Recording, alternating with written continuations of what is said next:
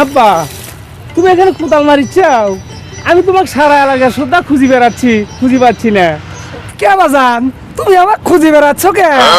না আব্বা, ওই শীতের চাপ বেশি পড়িচ্ছে তো তো সেই জন্য কোনোভাবে আমি টিকবার পারিচ্ছি না। তুমি ওই অন্য কিছু করে দিচ্ছ না, ওটি করলেও দিবেও না, তার চেয়ে বরং আমাকে কটা টাকা দাও।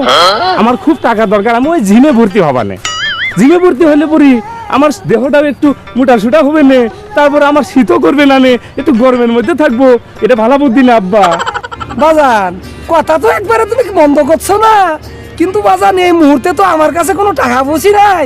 তো তার চেয়ে বরং তুমি এক কাজ করো, এই যে কোদালটা নিয়ে না আমার মতো করে এরকম ভাবে তুমি কোদাল দিয়ে মাটি কাটো, তাহলে শরীরে না একটু গরম ধরে যাবে, তাহলে তোমাকে আর জিমেও যেতে হবে না। ধরো বাজান। সবার কিপ্টের বাচ্চা, টাকা চাইছি টাকা দিবি না, সেটি করলেই তো পারিস। আমার হাতে কোদাল ধরাই দিচ্ছে, আমার একটু মান সম্মান নাই। জোয়ান সোয়াল বল আমি, আমার বন্ধু বান্ধব আছে না, এই জন্য কোদাল মারিলে আমার শোভা পায়।